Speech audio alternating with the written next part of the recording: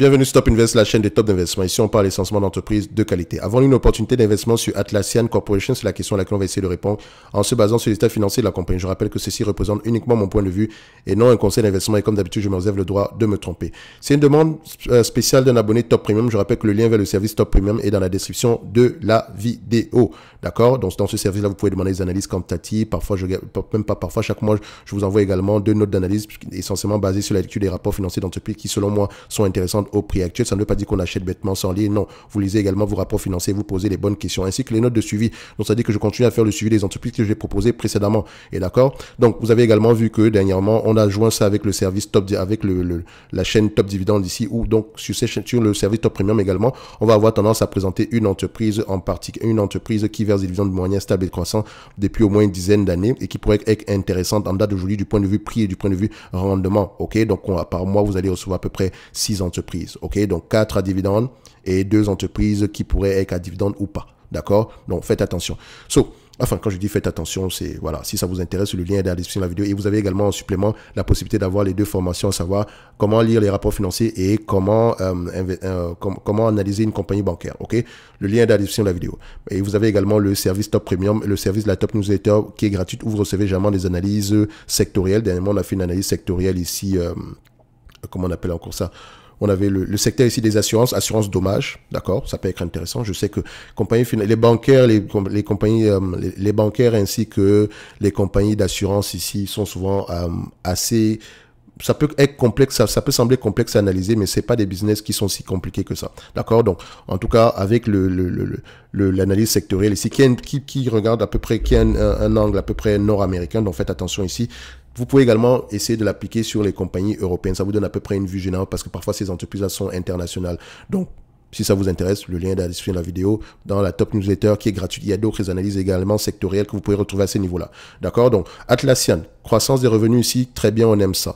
Donc, je regarde juste l'information. En technique d'information, on a une croissance moyenne ici qui est très élevée, une trentaine de pourcents en moyenne. OK? Sur les 10 dernières années, on a à peu près 37%. Sur les 5 dernières années, c'est 32%. Sur les 3 dernières années, c'est 29%. On a une entreprise de croissance. OK?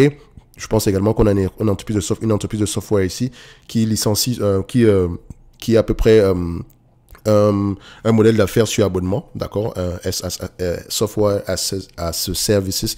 Donc, ça peut être intéressant, c'est un bon modèle d'affaires. Les marges normalement sont très élevées, notamment si le produit est bien, d'accord. Donc, maintenant ici, est-ce que les marges brutes sont assez correctes ici? On aime bien ça. Maintenant, en termes de net income et des free cash flow, est-ce qu'on a une entreprise ici qui a des net income et des free cash flow? On constate ici que les net income, les free cash flow sont plus élevés que les net income. D'accord? Les net income sont négatifs, les free cash flow sont positifs. On a des free cash flow de 842 millions. Mais en réalité, on n'a pas de free cash flow.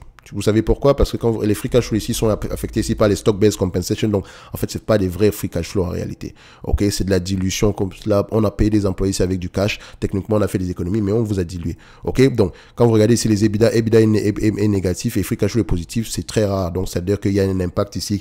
Il y a quelque chose qui est bizarre ici. Donc, c'est essentiellement du stock-based compensation. Donc, ce que j'aime également voir ici sur ce type d'entreprise, c'est avoir à peu près le capex par rapport au revenu, histoire de voir s'il augmente ou diminue. On voit ici que le capex par rapport au revenu est de moins en moins, il est inférieur à 1%, alors que le revenu ne fait que croître. Donc actuellement, on a un capex de 35 millions. D'accord? C'est-à-dire que si l'entreprise a à peu près 350 millions ici, disons de cash net, si le revenu ne croît plus, on peut relancer la dépense en capital ici sans avoir besoin ici de générer des free cash flow. Faites attention. Donc ici, quand on regarde ici la dette nette, c'est histoire de voir quel est le niveau de dette nette qu'on a ici, quelque chose de négatif. On a à peu près du cash net à près de 800 millions. Donc, elle peut relancer la dépense en capital de croissance. Elle peut relancer la dépense, le cycle de production ici uniquement avec le cash net qu'elle a. Donc, les marges auront tendance à être très élevées dans le futur. Quand on regarde donc ces marges-là, est-ce que les analystes attendent des marges? Quelles sont les marges? Quels sont les objectifs de marge des analystes ici?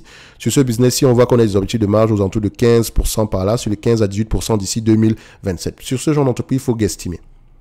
Donc, non, il y a de grandes chances qu'on ait au moins des marges de 20%. Pour ce genre d'entreprise, c'est rare de voir ce genre de compagnie-là sans marge de 20%. Donc, je vais faire de la guesstimation, je vais extrapoler. Admettons qu'on atteigne 2027, ici, on atteint à peu près des bénéfices nets, des bénéfices nets de 1,426 milliard. Donc, 1,426 milliard, selon les prévisions ici, 1,426 milliard à 25 fois les bénéfices. Pourquoi 25 fois les bénéfices? Parce que, regardez, croissance, on s'attend à une croissance ici des revenus de combien? De 24% entre 2026 et 2024. Donc, 20%, il y a de grandes chances qu'on paye 25 fois les bénéfices à ce niveau à ce niveau de croissance-là. OK? Une fois que j'ai cette information-là, qu'est-ce que je fais? 25 fois les bénéfices. On a du cash net ici. Donc, techniquement, je ne vais pas prendre dette net divisé par le nombre d'actions.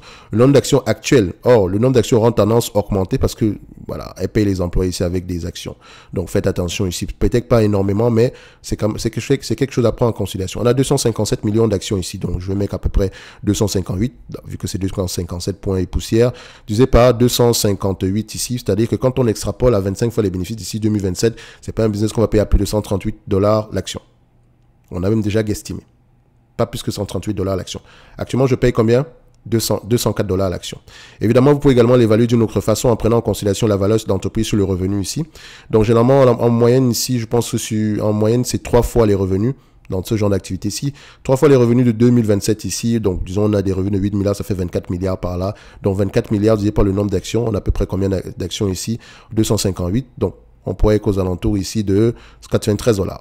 Donc, 3 fois les revenus, ou bien 25 fois les bénéfices, sur des marges bénéficiaires ici de près de 18 à 20% ici, ça peut être aux alentours de 238 millions. Donc, vous avez un range ici entre 93 et 138. Donc, on me demande de payer cette compagnie sur le prix actuel. Je vois clairement qu'il y a quelque chose qui ne fonctionne pas. En tout cas, moi, ça ne me semble pas être intéressant. D'accord? Évidemment, la croissance est là, etc. Mais si on prend pas en considération la croissance, admettons, c'est un business qu'on est prêt à payer en date d'aujourd'hui à combien sans prendre en considération la croissance? Je vais me baser directement sur les bénéfices nets attendus ici d'ici 2023. Admettons qu'elle est déjà, admettons à peu près que les marges soient positives, d'accord? On s'attend à 1,92 $, à 25 fois les bénéfices. Donc, 48 $ l'action. Donc, si on nous présente cette compagnie à 50 $ l'action par là, ça peut être intéressant sans prendre en considération la croissance. Donc, Atlassian, ticker symbole, TIM. Mais la croissance, elle est là. Donc, allez regarder la taille de marché, etc., le revenu de marge de management, etc.